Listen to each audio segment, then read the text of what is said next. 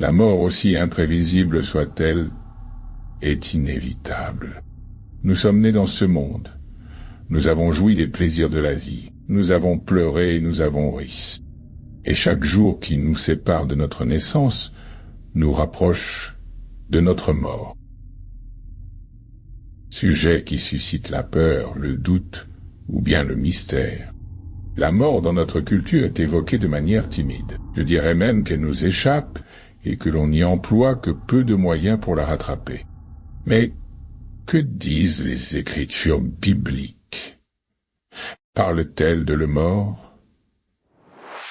Par un seul homme, le péché est entré dans le monde et par le péché, la mort. Et ainsi la mort a atteint tous les hommes parce que tous ont péché.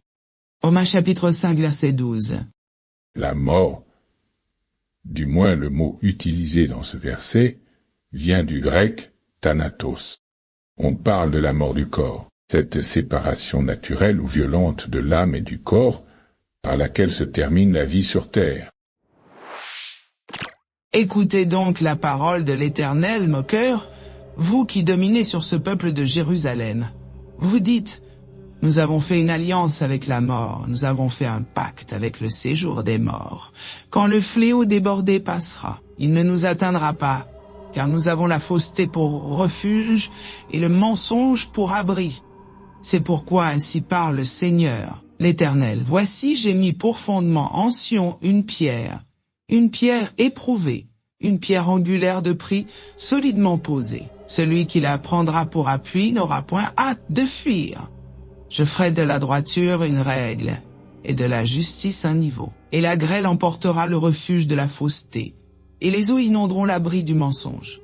Votre alliance avec la mort sera détruite. Votre pacte avec le séjour des morts ne subsistera pas. Quand le fléau débordé passera, vous serez par lui foulés aux pieds. Ésaïe, chapitre 28 du verset 14 au verset 18.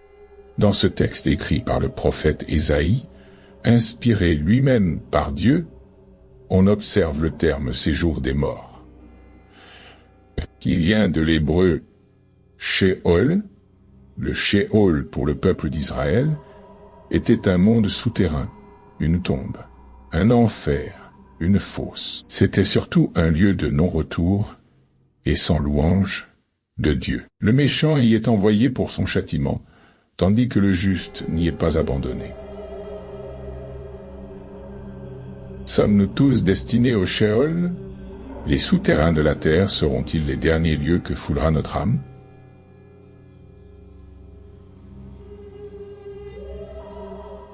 Puis je vis un grand trône blanc, et celui qui était assis dessus.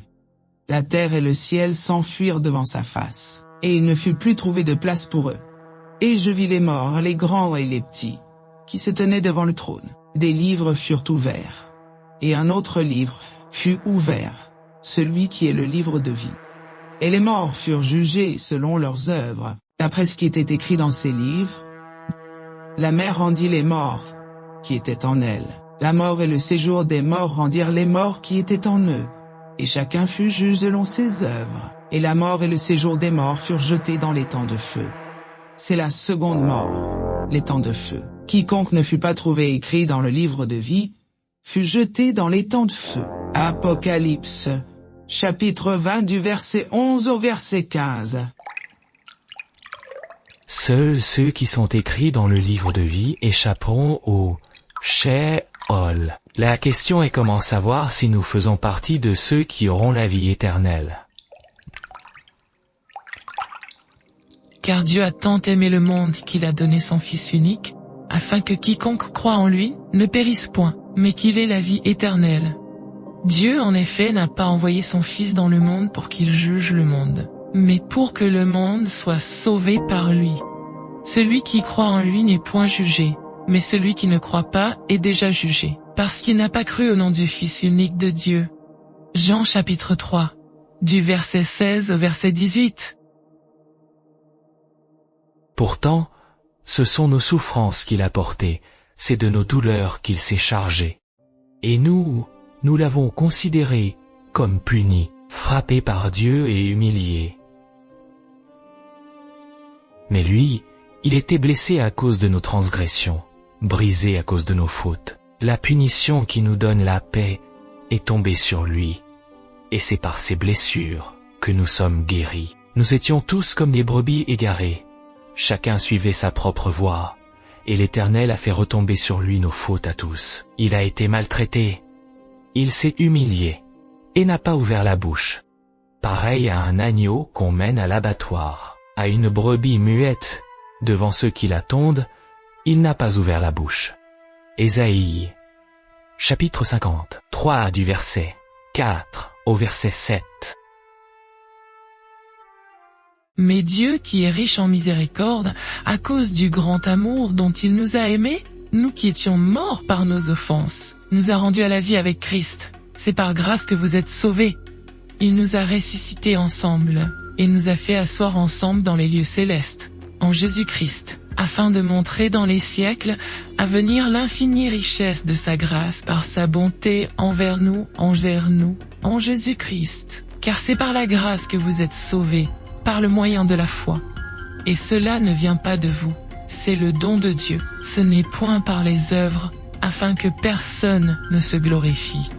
Car nous sommes son ouvrage, ayant été créés en Jésus-Christ pour de bonnes œuvres, que Dieu a préparées d'avance, afin que nous les pratiquions. Éphésiens, chapitre 2, du verset 4 au verset 10. Si tu confesses de ta bouche le Seigneur Jésus, et si tu crois dans ton cœur que Dieu l'a ressuscité des morts, tu seras sauvé. Car c'est en croyant du cœur qu'on parvient à la justice, et c'est en confessant de la bouche qu'on parvient au salut, selon ce que dit l'Écriture. Romains, chapitre 10, versets 9 et 10. Nous aimerions vous donner l'opportunité de faire de Jésus le Seigneur de votre vie. Voulez-vous bien prier avec moi? Seigneur Jésus, je me repens de mes péchés, viens dans mon cœur. Je fais de toi mon Seigneur et Sauveur. Je crois dans mon cœur que Dieu t'a ressuscité des morts. Et merci Seigneur pour le baptême du Saint-Esprit en moi. Dans le nom de Jésus. Amen.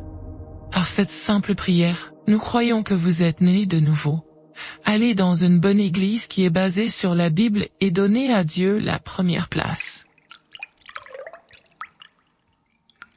Ceux qui croient en Jésus ont la vie éternelle, et le début de celle-ci passe avant tout par le tribunal de Christ.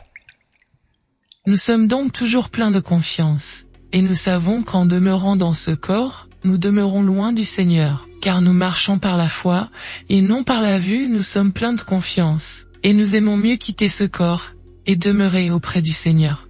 C'est pour cela aussi que nous nous efforçons de lui être agréables, soit que nous demeurions dans ce corps, soit que nous le quittions.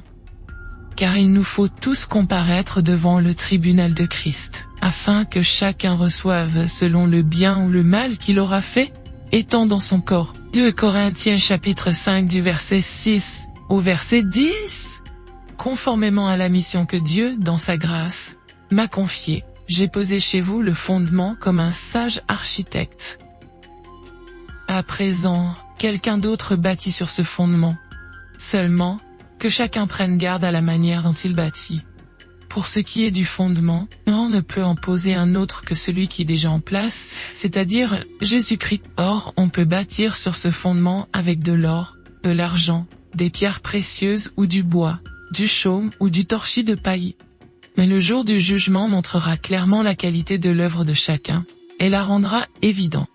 En effet, ce jour sera comme un feu qui éprouvera l'œuvre de chacun pour en révéler la nature. Si la construction édifiée sur le fondement résiste à l'épreuve, son auteur recevra son salaire. Mais si elle est consumée, il en subira les conséquences.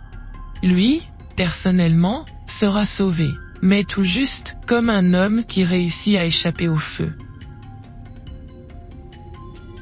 1 Corinthiens chapitre 3, du verset 10 au verset 15.